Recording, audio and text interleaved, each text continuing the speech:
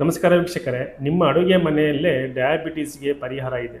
Diabetes ನಿಯಂತ್ರಣಕ್ಕೆ ಈ 6 ಅದ್ಭುತ ತರಕಾರಿಗಳ ಮಾಹಿತಿ ತಿಳಿಸ್ಕೊಡ್ತೀನಿ. ವಿಡಿಯೋ ಕೊನೆವರೆಗೂ ನೋಡಿ. ಡಯಾಬಿಟೀಸ್ ಇಂದು ಸಾಮಾನ್ಯ ಸಮಸ್ಯೆ ಆಗಿಬಿಟ್ಟಿದೆ. ಆದರೆ ಆಯುರ್ವೇದ ಪ್ರಕಾರ ಆಹಾರವೇ ಉತ್ತಮ ಔಷಧ.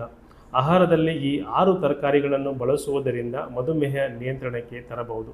ಮೊದಲನೇ ತರಕಾರಿ ಹಾಗಲಕಾಯಿ. ಇದರಲ್ಲಿ ಇರುವ ಕ್ಯಾರಂಟಿನ್ ಮತ್ತು ಪಾಲಿಪೆಪ್ಟೈಡ್ ಪಿ ರಕ್ತದಲ್ಲಿನ ಸಕ್ಕರೆ ಮಟ್ಟವನ್ನು ಕಡಿಮೆ ಮಾಡಲು ಸಹಾಯ ಮಾಡುತ್ತದೆ.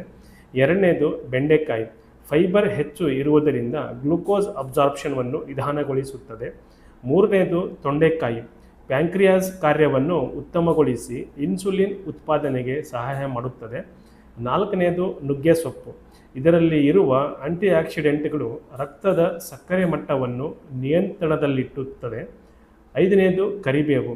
ಕರಿಬೇವಿನಲ್ಲಿ ಇರುವ ಆಲ್ಕಲೈಡ್ಸ್ ಮತ್ತು ಆಂಟಿ ಆಕ್ಸಿಡೆಂಟ್ಗಳು ರಕ್ತದಲ್ಲಿನ ಸಕ್ಕರೆಯನ್ನು ಕಡಿಮೆ ಮಾಡಲು ಸಹಾಯ ಮಾಡುತ್ತದೆ ಮತ್ತು ಇನ್ಸುಲಿನ್ ಸೆನ್ಸಿಟಿವಿಟಿ ಹೆಚ್ಚಿಸಲು ಸಹಾಯ ಮಾಡುತ್ತದೆ.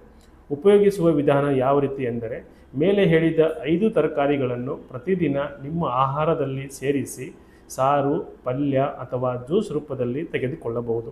ಹೆಚ್ಚಿನ ಸಮಸ್ಯೆ ಇದ್ದರೆ ವೈದ್ಯರ ಸಲಹೆ ತೆಗೆದುಕೊಳ್ಳಿ. ಈ ವಿಡಿಯೋ ಇಷ್ಟವಾಗಿದ್ದರೆ ಲೈಕ್ ಮಾಡಿ, ಶೇರ್ ಮಾಡಿ, ಕಮೆಂಟ್ ಮಾಡಿ ಮತ್ತು ನಮ್ಮ ಚಾನಲ್ನ ಸಬ್ಸ್ಕ್ರೈಬ್ ಮಾಡೋದನ್ನು ಮರಿಬೇಡಿ.